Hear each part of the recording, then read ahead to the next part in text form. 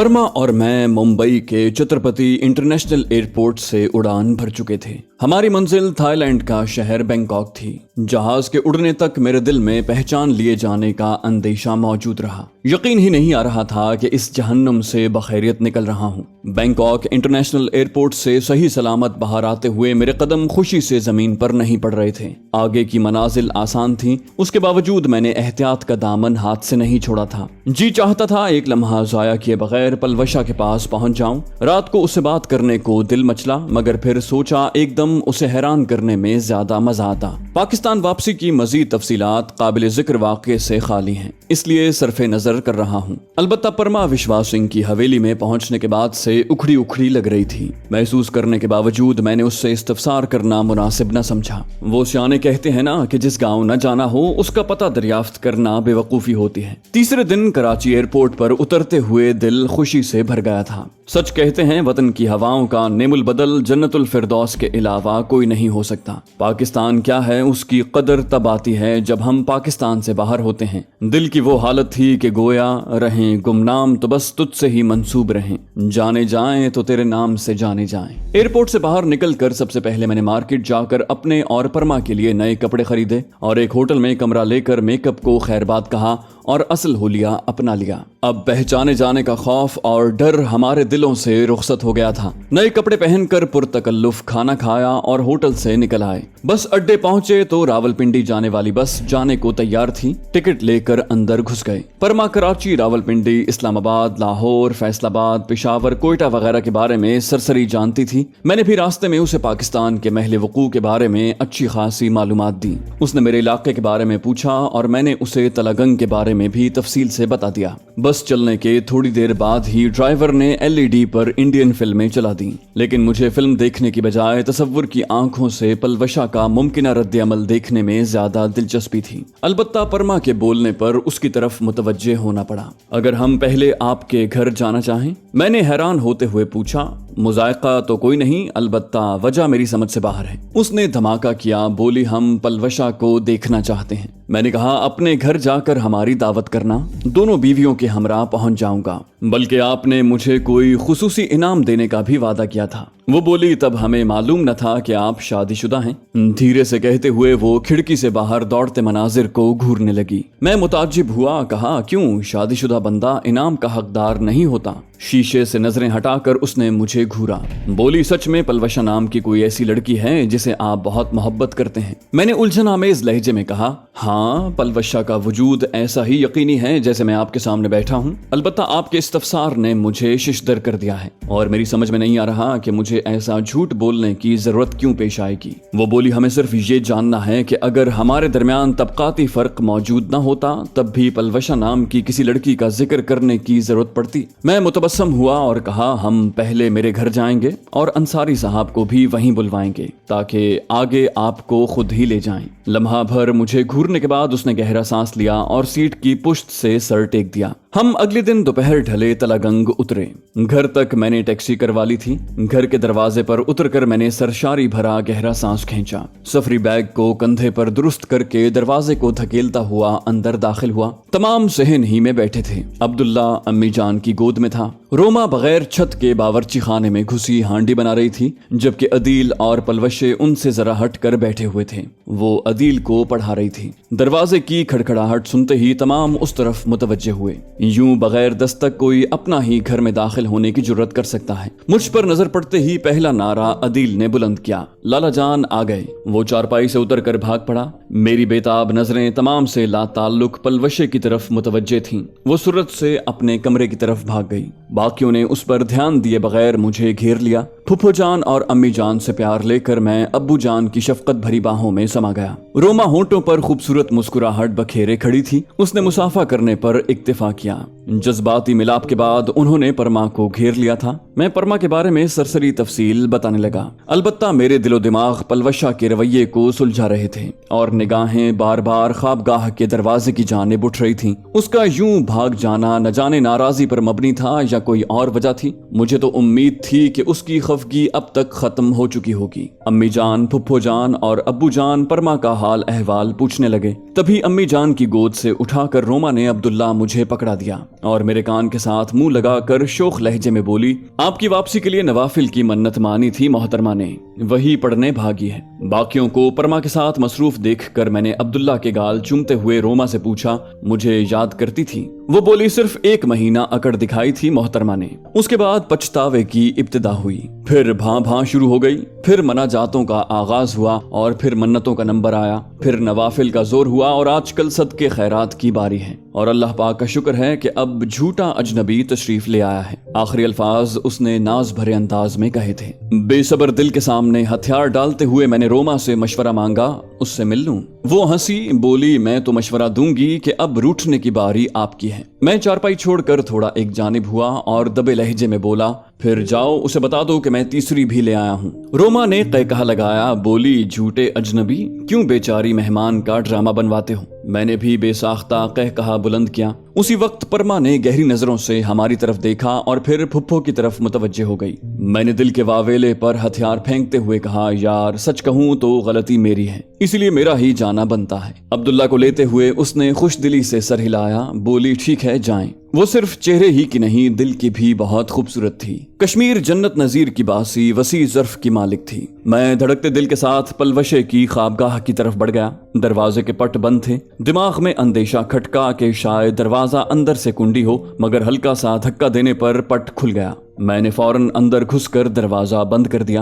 वो मुसल्ले पर बैठी थी, दोनों हाथ दुआ को बुलंद थे, जिस्म हौले हौले लरज रहा था जैसे रो रही हो। मैं धीरे धीरे चलता हुआ करीब पहुंचा और फिर बेतकल्लुफ जमीन पर लेटकर उसकी गोद में सर रख दिया। उसकी आंखें बंद थीं। मोहना चेहरा दुपट्टे में यूं दमक रहा था जैसे 14वीं का चांद बदलियों में घिरा हो। होंठ मुसलसल हिलकर बावर करवा रहे थे कि वो खुलूस दिल से अपने माबूद की बारगाह में शुक्रगुजारी के कलिमात अदा कर रही है। मैं अपनी आंखों को अय्याशी करवाने लगा। उसकी गोद में सर रखना वो ताबीर थी जिसके सपनों ने इंडिया के सऊबत खाने में भी पीछा नहीं छोड़ा था। फिर उसके दुआ को उठे हाथ चेहरे पर फिरते हुए नीचे आए। मेरे बालों में कंघी करते हुए वो कराहने के अंदाज में बोली, राजू, और उसकी सिसकियां बंध गईं, प्लीज मुझे माफ कर दो। उसके हाथों को लबों से लगाते हुए मैं मुल्तजी हुआ, प्लीज मुझे माफ कर दो। वो कराहते हुए बोली, इतनी देर भी लगाई जाती है? मैंने कहा, कैसे लौटता?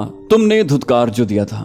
बोली, भूल गए क्या कहा था? मैं अगर कह भी दूं चले जाओ, तुम मेरा एतबार मत करना। मैंने कहा, और तलाक जो मांगी थी? बोली, तो जो बकवास करूंगी यकीन कर लेंगे। मैंने बेबसी भरे लहजे में हकीकत उगली। कहा, जितना मुश्किल और दुश्वार ये मिशन लगा, कभी कोई मिशन न लगा। वो बोली, जानती हूँ। गुलूगीर लहजे में कहते हुए उसके होंठ मुझे माजी के खुशगवार औकात की याद दिलाने लगे। उसकी वारफ्तगी का जवाब देते हुए मैंने चाहत से पूछा, क्या मुझे मुआफी मिल गई है? वो महजूब हुई। बोली, तंग न किया करें, जाने कब से जान सूली पर अटकी थी। और सच पूछें तो मैंने सरदार भाई की मिन्नत की थी कि मुझे इंडिया भेज दें ताकि अपने राजू की मदद को पहुंच सकूं, मगर वो न माने। मैं इत्मीनान भरा सांस लेते हुए बोला, अल्लाह का शुक्र है सरदार ने कोई काम तो अक्ल का किया, वरना बैद न था कि खान साहब बहन को साथ लेकर इंडिया पहुंच जाते। उसने मुंह बसोरा। बोली, आपको मेरी तकलीफ का अंदाजा नहीं है ना, इसलिए ऐसा कह रहे हैं। मैं बरजस्ता बोला, अपनी तकलीफ का तो है ना। अचानक दरवाजे पर दस्तक हुई। मैंने सुरत से उसकी गोद से सर उठाया और उछलकर चारपाई पर बैठते हुए कहा, आ जाएं। दरवाजे को धकेलते हुए रोमा परमा के हमरा अंदर आई। पलवशा को गहरी नजरों से देखते हुए परमा मुझे मुखातिब हुई, पापा को कॉल कर दी है? मैंने कहा, करता हूँ। उसे कहकर मैं पलवशे की तरफ मुतवज्जे हुआ जो जाए नमाज को तह करके अजीब सी नजरों से परमा को घूरने लगी। मैंने कहा, पलवशे, इनसे मिलो। राजकुमारी परमा अंसारी, इन्हीं को इंडिया से लाने गया था। पलवशे ने जबरदस्ती की मुस्कुराहट होंठों पर बखेरते हुए उससे मुसाफा किया। कैसी हैं आप? परमा बोली, हम ठीक हैं। पलवशे को सर्द महरी से जवाब देकर वो मेरी तरफ मुतवज्जे हुई। राजा, हम यहाँ नहीं रुक सकते, आप पापा को कॉल करें या फिर चलते हैं। पलवशे बोली, राजू जल्दी कॉल करें। मैंने रोमा को झिड़का, मेहमान से चाय पानी ही पूछ लेते। रोमा शोखी से बोली, मेहमान ने चाय पी ली है जनाब, अब आपके फैसले का इंतजार है कि राजकुमारी के पापा को यहाँ बुलवाएंगे या उन्हें घर पहुँचाएंगे, क्योंकि मेहमान आपके गरीब खाने पर रुकने पर आमादा नहीं है। मैंने इस बात में सर हिलाते हुए कहा, अब्बू जान से मोबाइल फोन ले आओ, क्योंकि अब पलवशे मुझे घर से जाने की इजाजत कभी न देती, ना ही मुझे ये गवारा होता। रोमा जी अच्छा कहते हुए बाहर निकल गई। मैंने परमा को बैठने की दावत दी। बैठे। बेनियाजी जाहिर करते हुए उसने कुर्सी संभाली और ख्वाबगाह का जायजा लेने लगी। यकीनन वो सादा सी ख्वाबगाह उसके म्यार से बहुत नीचे थी, मगर मुझसे कोई पूछता तो उसका नेबुल बदल कम से कम दुनिया में नजर नहीं आ रहा था। वो मेरी पलवशे की ख्वाबगाह थी। वहां की हर शय में पलवशा के वजूद की महक रची बसी थी। वो दीवारें पलवशे के कहकहों की अमीन थीं। वो बेड और फर्नीचर पलवशे के हमराही थे। पूरे माहौल पर उसकी गुनगुनाहट काबिज थी। फिर उससे दुनिया के साजो सामान से आरास्ता कोई ख्वाबगाह बढ़कर कैसे हो सकती थी। अलबत्ता ये बात मैं परमा को नहीं समझा सकता था। परमा को बेरुखी पर आमादा पाकर मैंने भी मुखातिब करने की कोशिश नहीं की थी।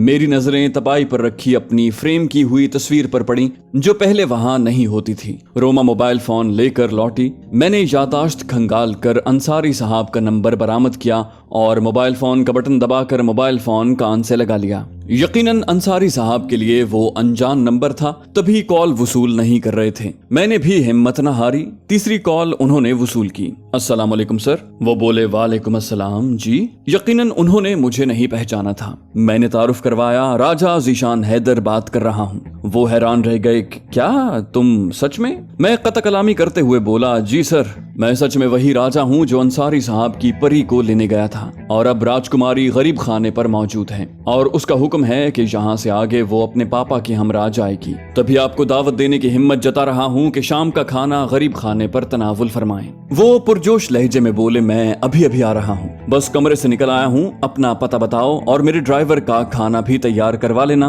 क्योंकि शायद मैं गाड़ी सही तरीके से न चला पाऊँ। और मैं मुस्कुराते हुए उन्हें अपना पता लिखवाने लगा। हम बमुश्किल शाम की नमाज पढ़कर फारिग हुए थे कि दरवाजे पर हॉर्न की आवाज सुनाई दी। मैं दरवाजे पर पहुंचा। अंसारी साहब पाँव में घरेलू इस्तेमाल के चप्पल और शिकनजदा लिबास में कार से बरामद हुए। ना सर के बाल कंघी और ना रख रखाव वाली हालत। परमा की आमद ने उन्हें हवास बाख्ता कर दिया था। मुझसे मुसाफा या मौनिका करना उन्हें याद ही नहीं रहा था। बोले, कहाँ है वो? मुझे देखते ही उन्होंने बराह रास्त परमा के बारे में इस्तफसार किया। उनकी हालत के पेश नजर मुझे भी कुछ कहने की जुर्रत न हुई। मैंने कहा, आए सर। परमा अब तक पलवशे के कमरे ही में बैठी थी। अंसारी साहब बेसब्री का मुजाहिरा करते हुए कमरे के अंदर दाखिल हुए। उन्हें दस्तक देने और इजाजत मांगने के अखलाकियात भूले हुए थे। परमा दरवाजे की जानिब रुख किए बैठी थी। अंसारी साहब को देखते ही बेसाख्ता खड़ी हुई और पापा का नारा लगाते हुए आगे बढ़ी। परी मेरी जान, मेरी आंखों की ठंडक, मेरी रूह का सुकून, ये कहते हुए अंसारी साहब ने उसे बाहों के घेरे में ले लिया। मैंने रोमा को बाहर आने का इशारा किया और हम उन्हें अकेला छोड़कर बाहर निकल आए। बरसों के बिछड़े बाप बेटी सख्त जज्बाती हो रहे थे और ऐसी हालत में उन्हें तन्हाई मुहैया करना जरूरी था। अब्बू जान ड्राइवर को बैठक में ले जाकर मेहमान नवाजी के तकाजे पूरे कर रहे थे।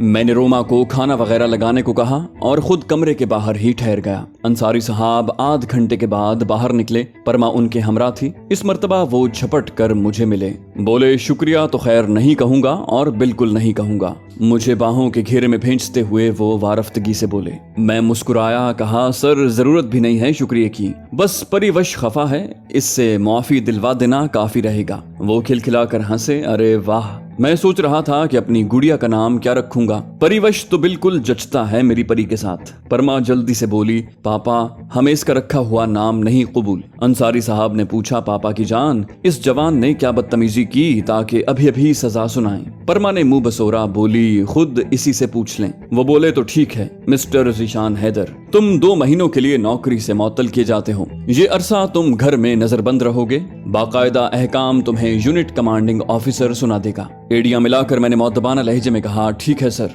पलवशा किसी कोने से बरामद हुई और गहरी संजीदगी से बोली, सर बेहतर होगा इसका पक्का कोर्ट मार्शल करें। पलवशा के सर पर हाथ रखते हुए अंसारी साहब ने अंदाजा जाहिर किया, यकीनन मेरी बेटी ज़ीशान की दुल्हन होगी। पलवशा सादतमंदी से बोली, जी चचा जान, और मैं मजाक नहीं कर रही, सच में दरखास्त कर रही हूँ। उन्होंने नफी में सर हिलाया। बोले, बेटी ये एक रिटायर्ड ब्रिगेडियर के इख्तियारात से बाहर है। थोड़ी देर के बाद हम दस्तरखान पर बैठे हुए थे। पलवशा ने परमा को अपने साथ चलने का कहा, क्योंकि मेहमानों की आमद पर हमारे यहाँ औरतें और मर्द अलहदा अलहदा खाना खाते हैं। मगर न तो परमा जाने पर तैयार हुई और न अंसारी साहब उसे अलहदा भेजने पर राजी थे। खाने के दौरान ही मैंने उन्हें डीनू की मौत के बारे में आगाह किया वो बस गहरा सांस लेकर रह गए। खाने के बाद अंसारी साहब ने रुखसत लेने से पहले मेरे माथे को चूम कर मोहब्बत से कहा, 2 माह छुट्टी गुजार लो, मैं वसीम साहब को बता दूंगा और अगले हफ्ते सारे घर वालों की मेरे यहाँ दावत है। परिवश की वापसी की खुशी में एक बड़ी तकरीब का एहतमाम करूंगा। मैं ममनूनियत से बोला, शुक्रिया सर। वो बोले, ये तुम्हारा इनाम नहीं है, उसका ऐलान बाद में करूंगा।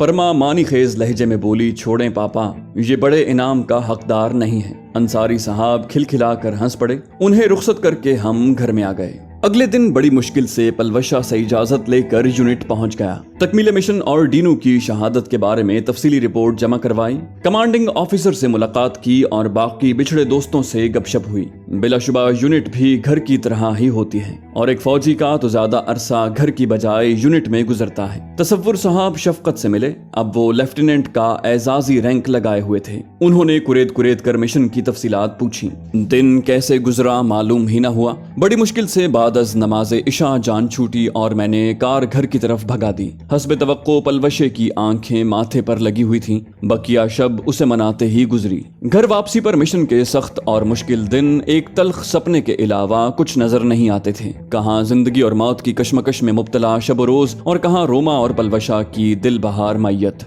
वक्त गुजरने का पता ही नहीं चल रहा था। अंसारी साहब के यहाँ तकरीब में मैं अकेला ही गया था। दौरान तकरीब परिवश ने मुझे नजरअंदाज किए रखा। यूं भी राजकुमारी कहलाने वाली इतने सीनियर ऑफिसर की बेटी का एक सिपाही से क्या वास्ता। अलबत्ता अंसारी साहब ने मुझे पूरा प्रोटोकॉल दिया, यूं जैसे मैं कोई बहुत अहम शख्सियत हूँ। हर मेहमान से मेरा खुसूसी तारुफ करवाया और मुझे यूं साथ लिपटाए फिरते रहे गोया मैं उनका बेटा हूँ। तकरीब के इख्तिताम पर उन्होंने मुझे बाइसरार शब्बसरी को रोक लिया। रात गए तक हम गप्पे हाँकते रहे। मैंने सारे वाकयात तफसील से बताए। गो परी भी उन्हें बता चुकी थी मगर वो पूरे वाकयात से वाकिफ नहीं थी। हमारी गप्पों के दौरान परी भी पास बैठी रही। अलबत्ता वो मुझे मुखातिब करने की कोशिश नहीं कर रही थी, न हमारी गुफ्तगू में मुखिल हुई। बस मोबाइल फोन की स्क्रीन की तरफ मुतवज्जे होकर उंगलियां चलाती रही। अंसारी साहब ने खती रकम का चेक मुझे पकड़ाया था और मेरे इनकार पर सख्त नाराजगी जाहिर की। मजबूरन मुझे चेक लेना पड़ा। कहने लगे, डीनू के घर वालों को इससे दुगनी रकम का चेक भिजवा दिया है।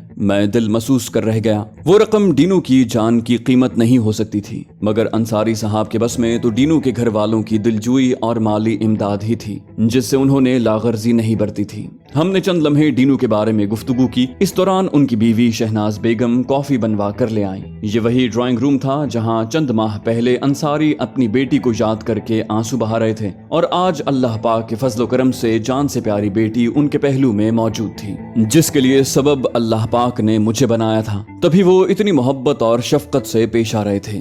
दौरान गुफ्तगू कहने लगे, बेटा जानते हो, परिवश को इंडिया से लाने और शुक्ला के वजूद से धरती को निजात देने से भी बड़ा कारनामा परिवश की गलतफहमी दूर करना था। इस बारे में तुम्हारी जितनी तारीफ करूं कम है। राजपूत की गुफ्तगू को रिकॉर्ड करने का मंसूबा तुम्हारी जहानत और समझदारी को जाहिर करता है। और फिर जिस तरह तुमने परी को संभाला, उसकी जान बचाई, ख्याल रखा, बिला शक व शुबा ये शुक्रिया या इनाम से बहुत बढ़कर था। मैं और मेरी परी हमेशा तुम्हारे मकरूज रहेंगे। मैं हंसा, कहा, सर इसने वादा किया था कि पाकिस्तान जाकर मुझे मुंह मांगा इनाम देगी, मगर यहाँ आते ही सारे वादे यूं भुला दिए हैं जैसे सियासतदानों को इलेक्शन के बाद कुछ याद नहीं रहता। अंसारी साहब ने बुलंदोबांग कहकहा लगाया। बोले, इस बारे में तो मैं कुछ नहीं कह सकता।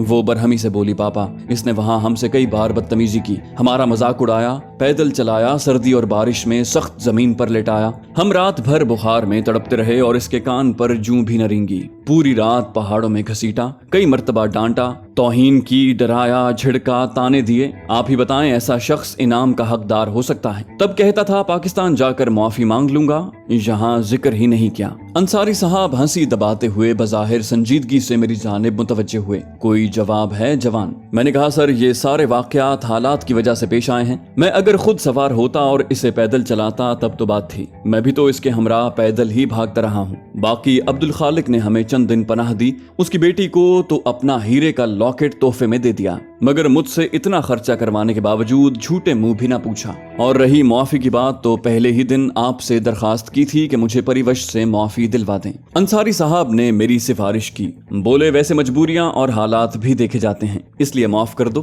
बेचारे ने इतनी कोशिश और मेहनत करके तुम्हें भारत से निकाला है। वो संजीदगी से बोली, पापा किसी किसी को माफ करना दुश्वार हो जाता है, बस आप इन्हें मना कर दें कि आइंदा हमारे घर ना आया करे, क्योंकि हमारे दरमियान मौजूद तबकाती फर्क हमें बेतकल्लुफ होने की इजाजत नहीं देता। ये कहते हुए उसने कलाई से ब्रेसलेट और कानों से हीरा जड़े टॉप्स निकालते हुए शीशे की मेज पर रखे।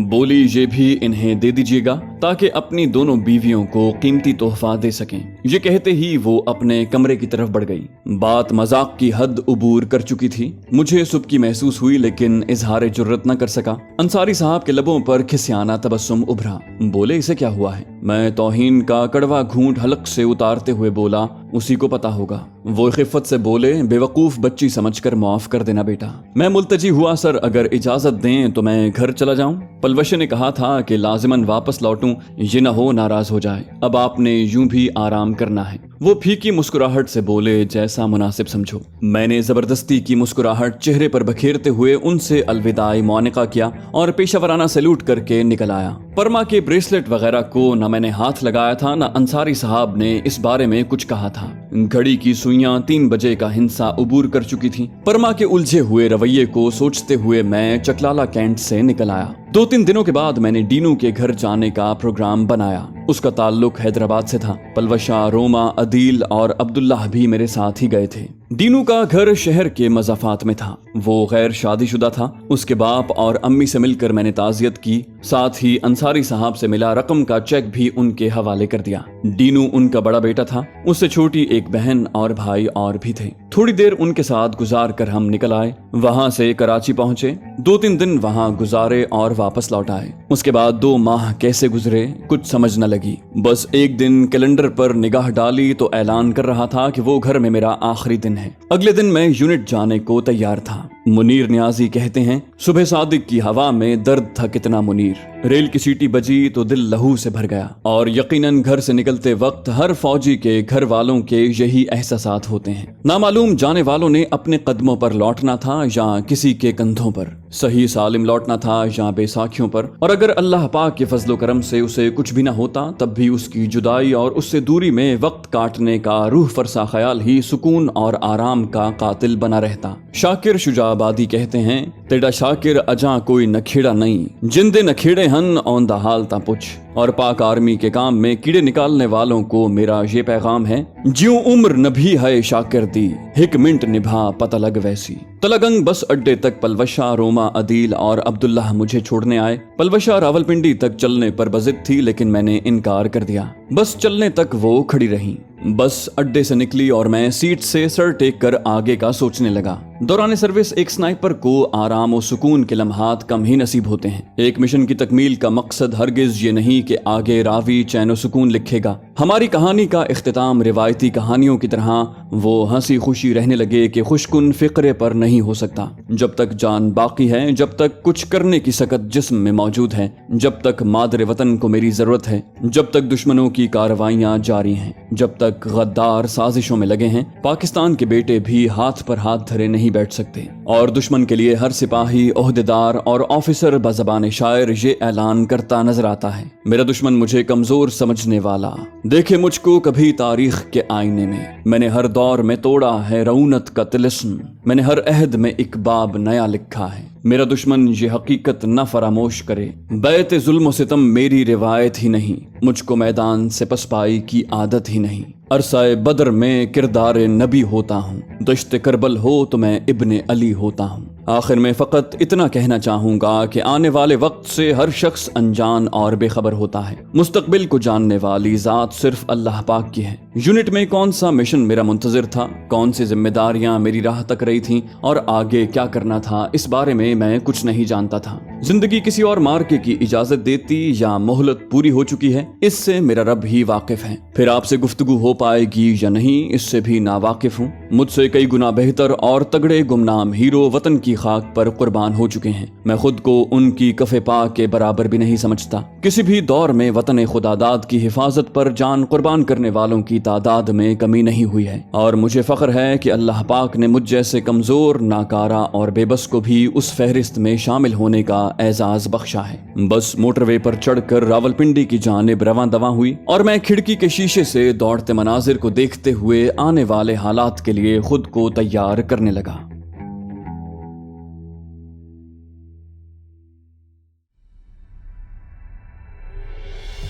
تو دوستو، اس کے ساتھ ہی سنائپر کا دوسرا حصہ بھی اپنے اختتام کو پہنچا۔ امید ہے آپ کو ہماری سیریز پسند آئی ہوگی۔ جانے سے پہلے آپ سے گزارش ہے کہ کہانی کے مصنف ریاض عاقب کوہلر صاحب کے فیس بک پیج پر جا کر اپنی رائے کا اظہار کیجیے اور کامنٹ کر کے بتائیے کہ آپ کو ان کی کہانی کیسی لگی۔ انشاءاللہ جلد ہی ایک نئی سیریز کے ساتھ آپ کی خدمت میں پھر حاضر ہوں گے۔ تب تک کے لیے اپنا اور اپنے وطن کا خیال رکھیے گا۔ اللہ حافظ۔